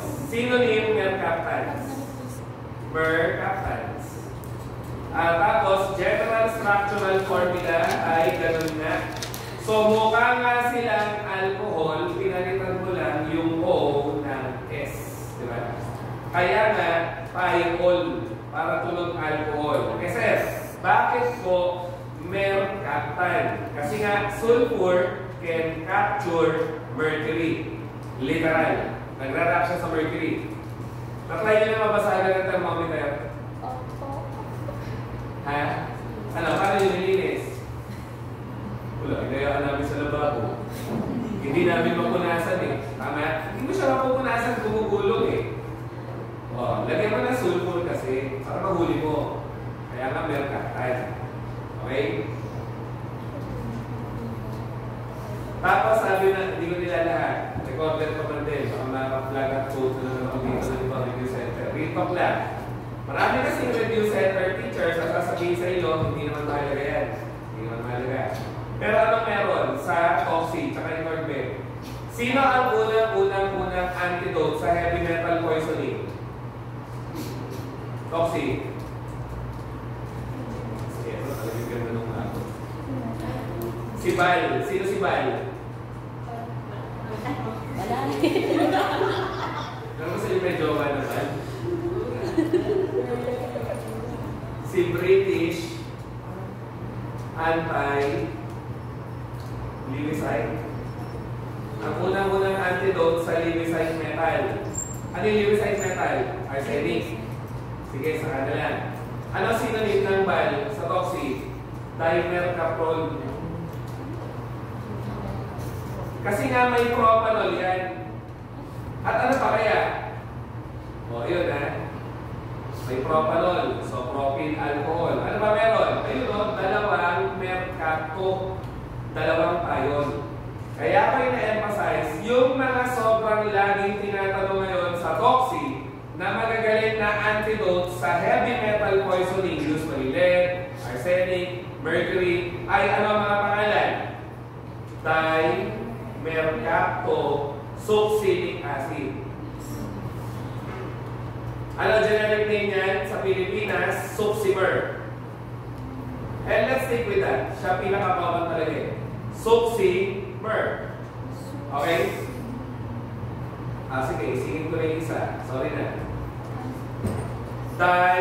Dimercapto propane, pangalan, sulfonic acid. Na ano naman ang generic name? Unithymol. So, ikaw na lang po ang humusga. Hindi nga ba mahalaga? Nakikita mo doon, unithymol. Dimercapto. Lalo na to, it's very versatile for a lot of heavy metals. Pag di mo alam din nakalasa na heavy metal, pwede ang succimer. Kaya niya hulihin. Okay? Kasi sulfur, mataas talaga ang affinity to bind heavy metals. Okay? So yun po. Moving on tayo sa kapatid ng thiol. Ano ang formula ng thiol? Di ba ganon? RSH. So ano yung kasunod? RSR. Ano kaya to? Sulfide or ano other name na sulfide? Thioether. Thioether. RSR. Thioether. Kasi nga mukhang ether. Diba yung ether? ROR. So yun. Ngayon, wala naman masyadong malaga doon para alam mo lang yung general structural formula. Ganun din po for disulfides. Obvious na may disulfide. Ito dalawang sulfur sabay R. Ayun, sa biochem, makikita mo lang yan pang-stabilize ng proteins. Yun lang. Pang-stabilize ng protein structure. At higit sa lahat, meron ka nga organophosphate. So pag sinabing organophosphate, kahit pag i-stretch out ang structure, para lang mas matandaan sana natin na ang carbon mo dyan ay saan nga raw nakakabit. Sa isang tingin kasi, no, pag tinanong ka, uy, organophosphate. Saan nakakabit ng carbon? Baka sa phosphorus. Hindi nga sa phosphorus. Kasi ang phosphate mo, negative, di ba? PO4, negative 3 nga eh. Saan kakabit niya ng carbon? Hindi na po siya kasya sa phosphorus. Ang dami na nakabit, 5 na. Hanggang 5 lang ang kaya ng phosphorus kasi group 5A nga siya sa periodic table. So, ang carbon mo, no choice. Doon kakabit sa oxygen. Kaya pag nakita mo ang condensed formula nga yan, mukhang toxic lang, pero dyan lang kinuha. Talagang gagawin mo yun, tumigil talaga ako para mas matutunan natin at mas kumata. Para maalala mo rin na hindi nga sa phosphorus, sa oxygen siya kakabit eh. Yun muna, saka mo i-condense yung dulo. Kalasan ng mata, PO3, negative 2. Yan nga ang general formula ng organophosphate. Nasikat din mga lason sa toxic. Diba insecticides? Okay? So, more on that sa ibang topics nila. So, dyan natatapos formally ang mga carbon atom na nakasingle bond nga sa electronegative atoms. 20 minutes break na.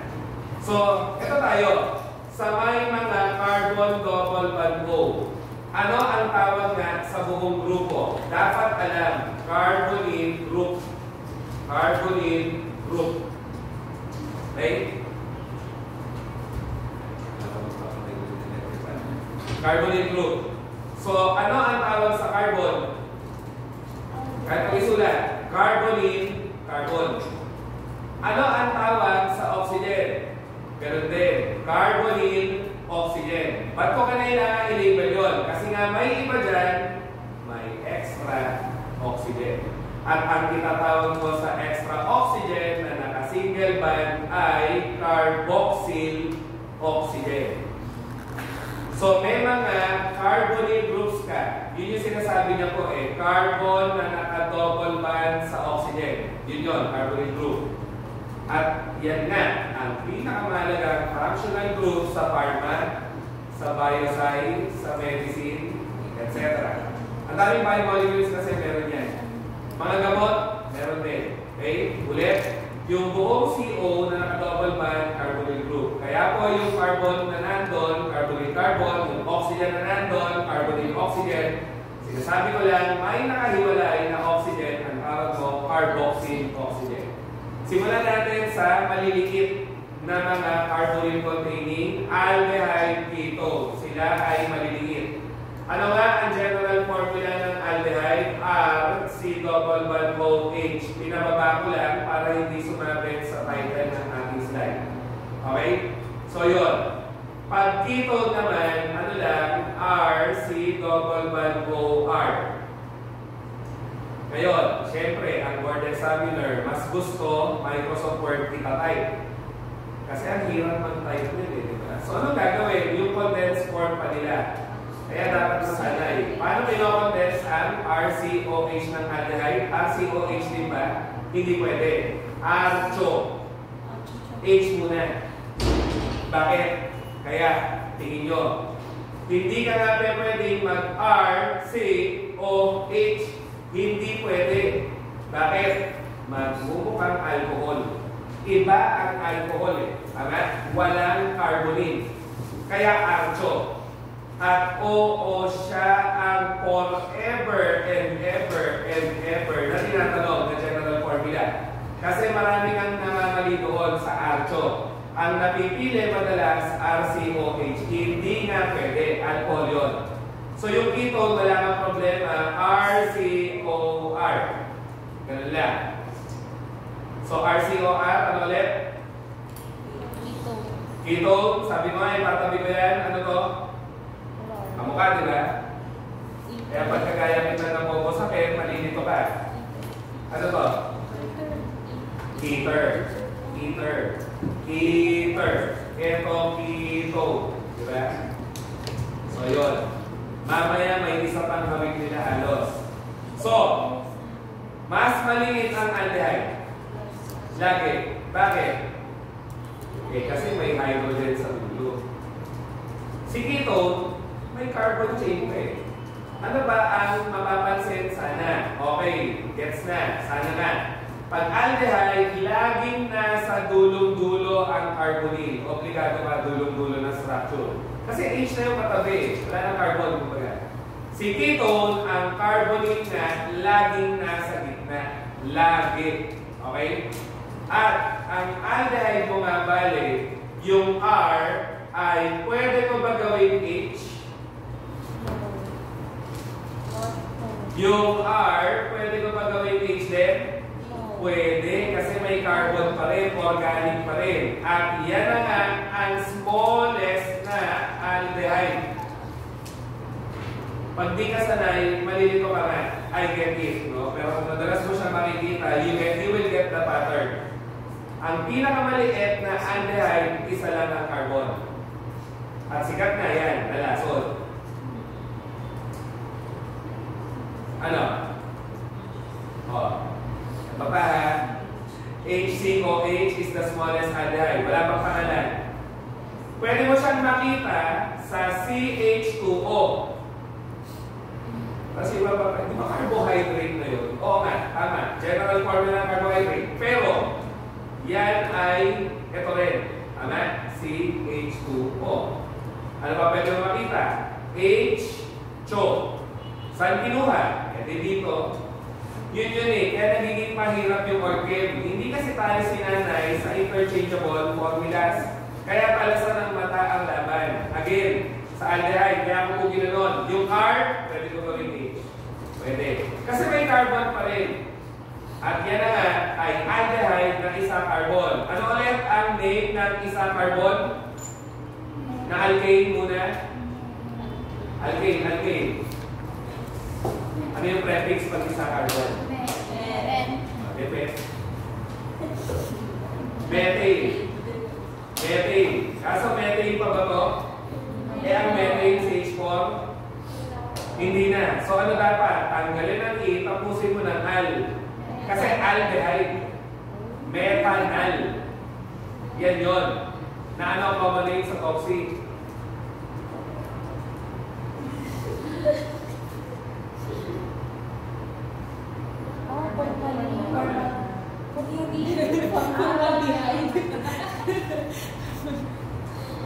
Ano pa tawag? Di ba napansin? Synonym niya sa toxic?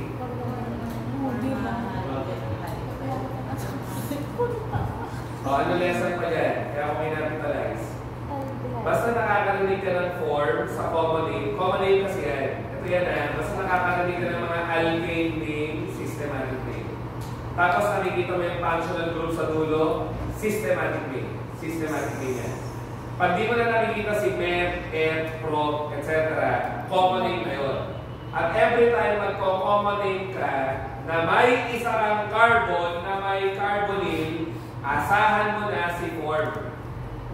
Okay?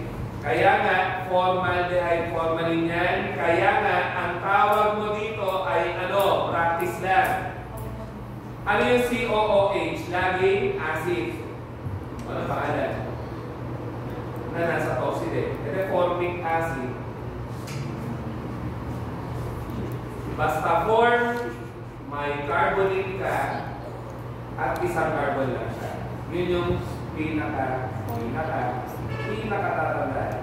Mahalaga yung form, sobra. Mahalaga yung form. Pangit mong pakinggan. Mahalaga yung form. Saan? Anyways, forma saan? Form. Sa form, isa carbon, carbonyl. Ano ba yung isang sikat na prefix na napapabayaan natin? Pero lagi na nakikita sa lab? Acetic. Ang galing. Acetic. Tama. So, pag ganyan na ang nakita, ano to? Aldehyde, no? RCOH. Aldehyde pa rin. Diba? Ilan ang carbon?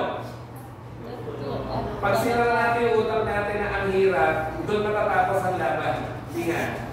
Ano ang nakikita? Dalawang carbon. Dalawang carbon. Ano pangalan ng alkane? Ethane. So ano dapat ang dulo? Ethanal. Diba? Methanal, systematic name. Ethanal, systematic name. Ano ang common name? Hinahanap ko naman muna. Common name. Basta dalawang carbon tas may carbonyl, asahan mo naman acet. Acetaldehyde nga. Ethanal, systematic name. Acetaldehyde, common name. Okay?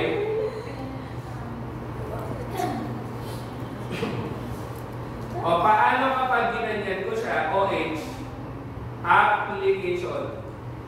Ano po? Acetic acid. Ha? Acetic acid.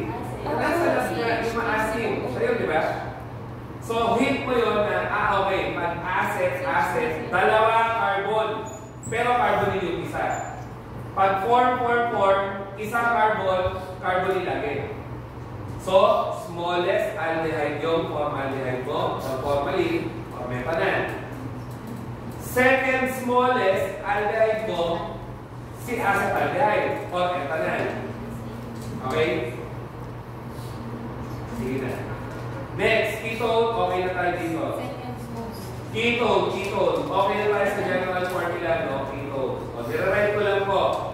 Masanay ha sa condensed forms, aldehyde yun, ketone ito. So again, uulitin ko pa for the third time, ang pinakatatandaan mo sa ketone, nasa gitna ng carbonyl mo, o carbon double bond mo.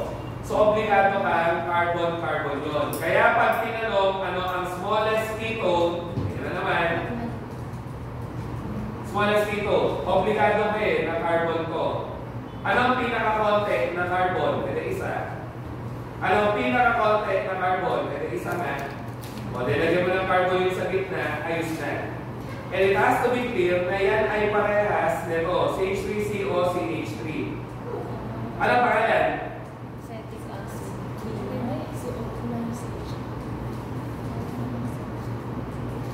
Titinaw si mo yung nail polish. Kasi kakailanganin mo ito. Pag namin paratingin. Acetone. Kuha niyo bakit acetone? May acid pa rin, pero ketone.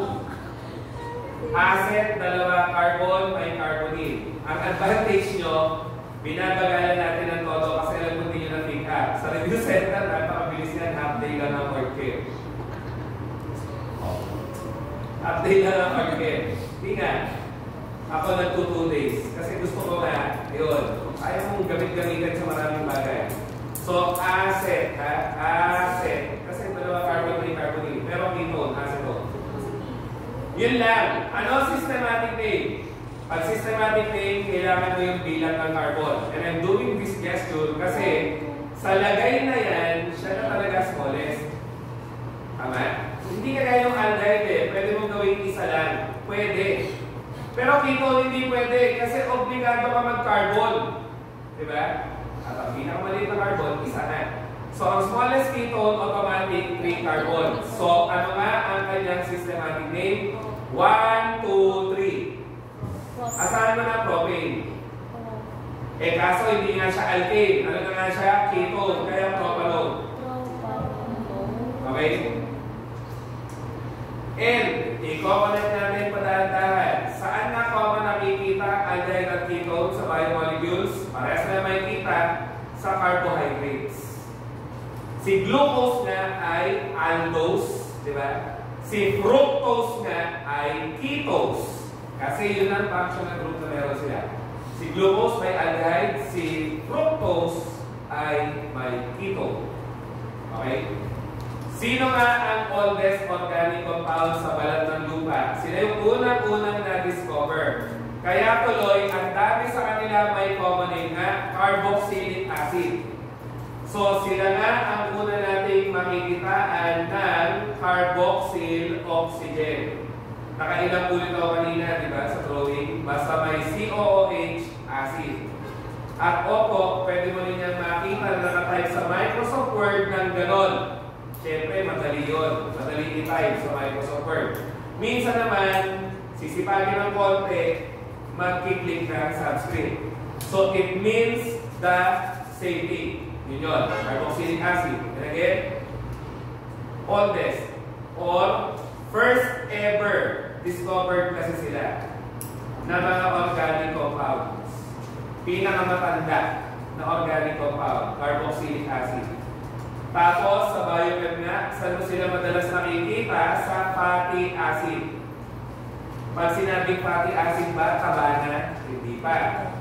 Kasi ano ang taba? May fatty acid, may kasamang fatty alcohol. So, dalawa ang component. So, pag fatty acid pa lang, hindi pa nga yan taba. Okay? Ito na. Tapusin lang natin itong slide na to. Then I think we can take the last break. So, ano yung number 4 nga? Si Esther. Wala lang. Si Esther. Ano naman pag Esther? Papalitan mo lang yung H ng R. So, edi sige na. Nireset ko. Acid yun. Acid. Pag Esther na kaharap ko, RCOOR. Na pwede pa rin condense as RCOOR. Na pwede pa rin condense as RCO2R. It means the same thing. At hint ko yun na sila ay pwedeng mag-generate na ng carbon dioxide. May CO2 sa formula. Diba? So yun, si Esther. RCOOR. So ano ulit to? Ito. Pala. Ether. Ano ulit to? Ketone. So, alam mo na. Yan nga yung tatlong nakalito para sa mga bobo sa kagaya mo. Ether, ketone, pag dalawa na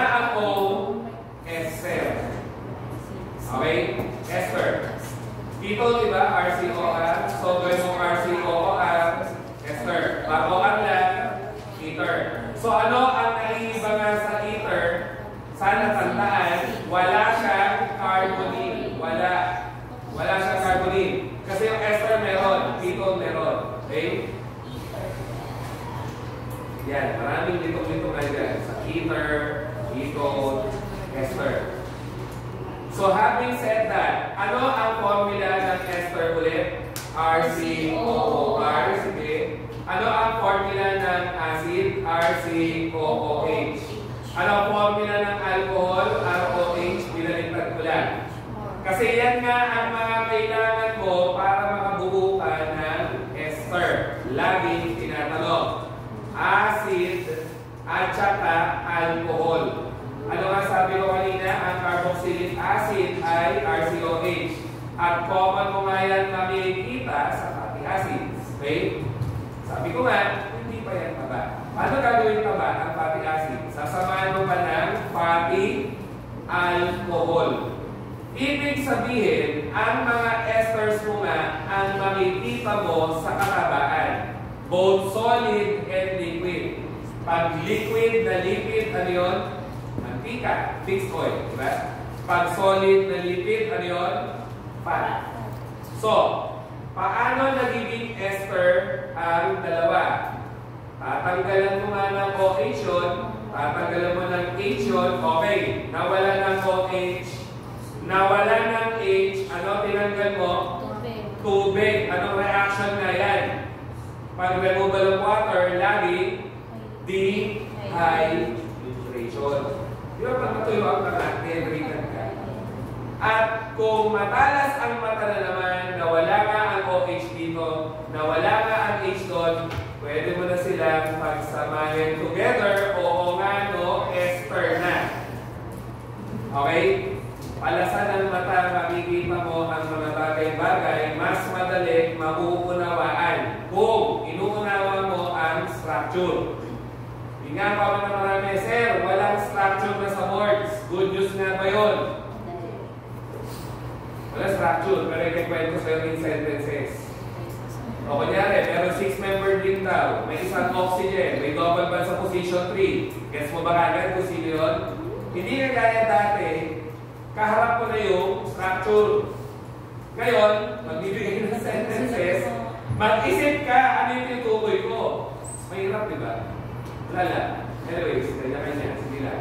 Palibasa, allergic tayo sa structure eh. Kaya tingin ng iba, good news pag wala na yun. Bad news. Kasi naging words, yung structure, ang hirap, di ba? Expectation sa'yo, kaya mong i-drawing. Pag pinapaliwanag niya, ang tanong, kaya mo ka ba i-drawing? Mas madali mag-identify kaysa mag-drawing. Yun lang, sabi. Pero nakikita ko sa generation of batch nyo, mukhang magpapalit na ng board na sabi na next year. Kasi overstay na to, 3 terms na sila. Sino sa mga babalik? Si Doc Mike. Pinupush na namin siya eh. Hindi siya pwede magturo. Siya nagagawa. Next year. Oh, isa siya Next sa year. ganito. Pero ayaw niya. Mas gusto niya yung government position. Dito na lang siya. Palibasa ng Hindi siya pinilisan. Si Risa yun, no? Hindi. Noted, noted. Recorded ko man yan. Sa video. Siguro mapapagod din siya. Kaya ayaw niya. Anyways. So, ano nga pag may sulfur? Tayo. Tayo. Dala mo na. O, pinagtabi mo lang. Pero nag-nominate, di ba nag-legal part kasi kayo? Sino nag-nominate ng board of parliament? Wala. Presidente ng Pilipinas. Kung sa Sabi mo po, kung may nominate sa Pilipinas. Wala. Wala daw siya. Wala si Wala daw. Ha?